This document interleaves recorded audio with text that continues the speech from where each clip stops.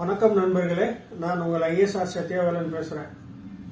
இன்றைக்கி வீடியோவில் வந்து பார்த்தீங்கன்னா, அதாவது வந்து தறிச்சட்டு இருக்குது பார்த்தீங்களா, நீளமான ஹால் தறிச்சட்டு ஓடும். அதில் வந்து 6 ஸ்பீக்கரு 8 ஸ்பீக்கரு இந்த மாதிரி வந்து வச்சு சாங்ஸ் போட்டிருப்பாங்க.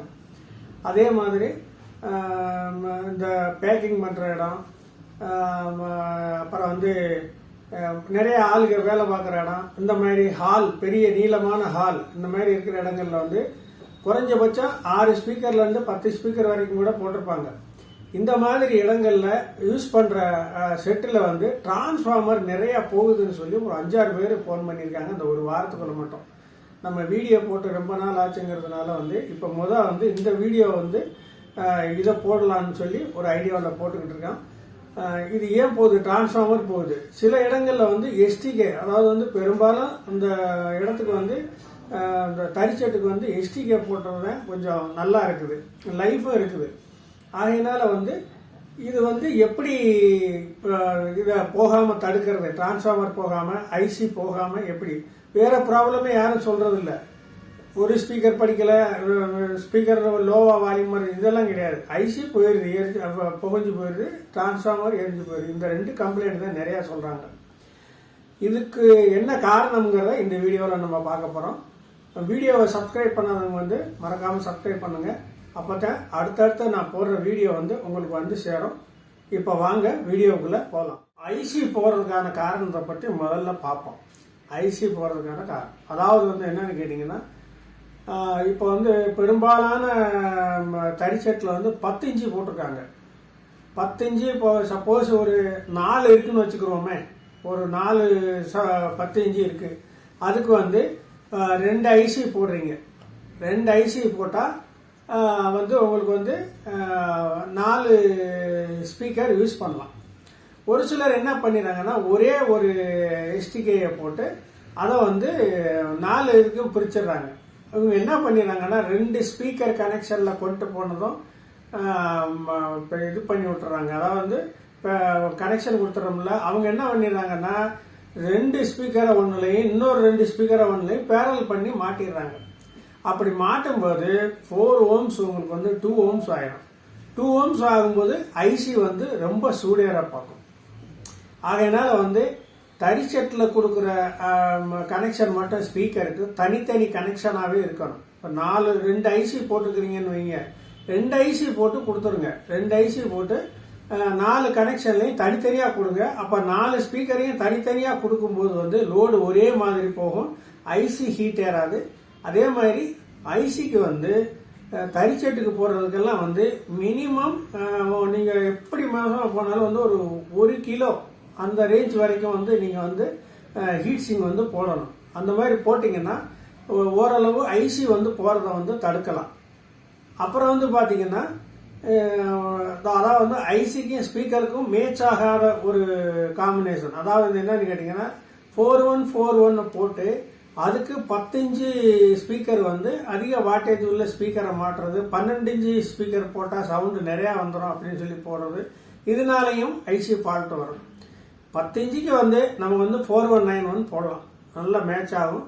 அதுக்கு வந்து 20/20 டிரான்ஸ்ஃபார்மர் கொடுக்கணும். 24/24 கொடுக்காம 20/20 கொடுத்தீங்கன்னா அங்கே வந்து 27 வோல்ட் 28 வோல்ட் வரும். லோடு ஆகும்போது உங்களுக்கு வந்து லோடு கொடுக்கும்போது வந்து 24 வோல்ட்டில் வந்து கரெக்டாக ஃபங்க்ஷன் ஆகும்.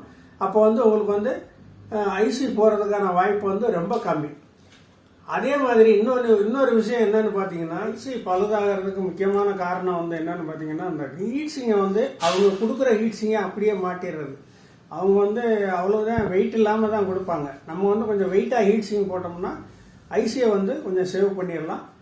இதுக்கு அடுத்தாப்பில் வந்து பார்த்தீங்கன்னா, டிரான்ஸ்ஃபார்மர் போகிறதுக்கான காரணம் பார்த்தீங்கன்னா, டிரான்ஸ்ஃபார்மர் இருக்கிற கெப்பாசிட்டிக்கு அதிகமான லோடு நம்ம எடுக்கிறோம்.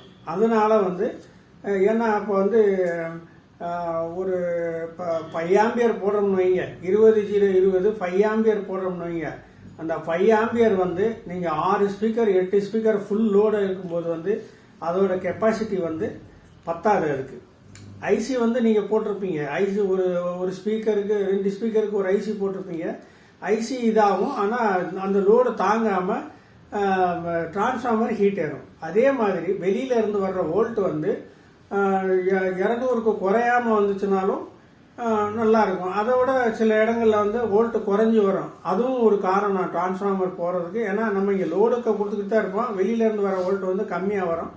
அப்பவும் வந்து டிரான்ஸ்ஃபார்மர் போறதுக்கான வாய்ப்பு இருக்கு. இன்னொன்று என்னன்னு பாத்தீங்கன்னா, மார்க்கெட்ல நம்ம வாங்கி போடுற லோக்கல் டிரான்ஸ்ஃபார்மர் வந்து நிறைய டிரான்ஸ்ஃபார்மர் வந்து அலுமினியம் வைண்டிங் இருக்கும். அதுவும் வந்து லோடு தாங்காம போயிடும். டிரான்ஸ்ஃபார்மர் நிறைய டிரான்ஸ்ஃபார்மர் அந்த மாதிரியே போகுது.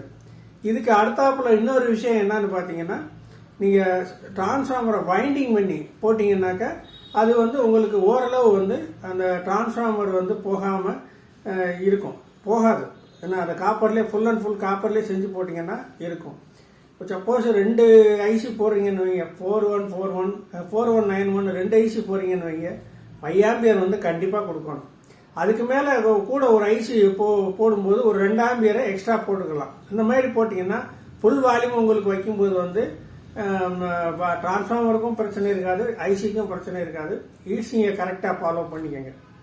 ஒரு சிலர் 5200 1943 போடலான்னு நினைக்கிறேன், அது எப்படி போட்டால் தரிசட்டில் வந்து சரியா இருக்குமா அப்படின்னு கேட்டால் போடலாம்.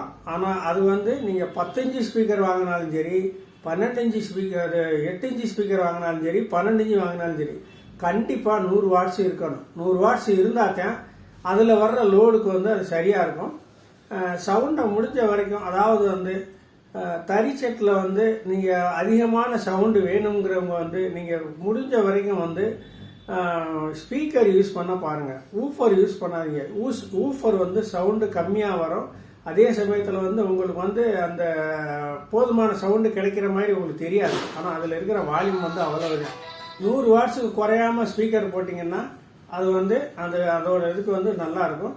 ஸ்பீக்கர் வந்து போட்டிங்கன்னா தரிச்சட்டுக்குள்ளெல்லாம் சத்தம் நல்லா அதிகமாக கேட்கும். பேஸோட வேணும்னா நீங்கள் வந்து ஒரு 2 ஊஃபரை போட்டுக்கிட்டு மீதியை வந்து ஸ்பீக்கர் போட்டுக்கலாம். அது சேர்ந்து வரும்போது வந்து உங்களுக்கு வந்து சவுண்டும் கிடைக்கும், பேஸும் கிடைக்கும். அதனால வந்து தரிச்சட்டில் வந்து டிரான்ஸ்ஃபார்மர் வந்து முடிஞ்ச வரைக்கும் கம்பெனி குவாலிட்டியாக இருக்கான்னு பார்த்து வாங்கி போடுங்க, டிரான்ஸ்ஃபார்மர் போகாது. அதே மாதிரி ஐசி போடுறப்போவும் ஹீட் சிங்கை நல்லா ஃபாலோ பண்ணிக்கோங்க. ஹீட் சிங் வந்து கொஞ்சம் அதிகமாக போட்டு ஃபேன் வச்சு இது பண்ணீங்கன்னா வந்து இந்த ஐசி ஃபால்ட்டையும் வந்து தடுத்துடலாம். இதை வந்து நிறையா பேர் கேட்டிருக்கீங்க, ஏற்கனவே இதை பற்றி வீடியோ போட்டிருக்கேன்னு நினைக்கிறேன். இருந்தாலும் வந்து இதை அடிக்கடி கேட்டுக்கிறாங்க 2-3 பேர். ஆகையினால இந்த வீடியோவை போடுறேன். நீங்கள் இதை ஃபாலோ பண்ணி போட்டிங்கன்னாக்கா வந்து ஓரளவு வந்து டிரான்ஸ்ஃபார்மர் போகிறதையும் ஐசி போகிறதையும் தடுக்கலாம். மேக்சிமம் வந்து 2 4191 போட்டிங்கன்னாக்கா நம்ம வந்து 5000 MFT 50 வோல்ட் போடுங்க. அதே இது ஐசி கூட 2 ஐசி போட்டு 4 ஐசி 3 ஐசி போட்டிங்கன்னாக்கா 10,000 MFT 2 கண்டென்சர் போடுங்க. இப்படி போட்டிங்கன்னாக்கா வந்து பஞ்சிங் நல்லா இருக்கும். மற்றபடி வந்து இதில் வந்து பேஸ்டபிள் வந்து என்ன நீங்கள் வந்து 2L சப்ளை பிடிஏ போட்டுருங்க. நம்ம சாதாரண அந்த 12 வோல்ட்டுக்கு வர்ற அந்த இந்த சாதாரண பிடி இருக்கு பாருங்க, பஸ் பிடி, இதெல்லாம் போட்டிங்கன்னாக்கா வந்து 12 வோல்ட்டில் போட்டிங்கன்னா வந்து கரெக்டான வயரிங் இல்லைன்னா, கரெக்டான வோல்ட் இல்லைன்னா அம்மிங் வரும், நாய்ஸ் வரும்.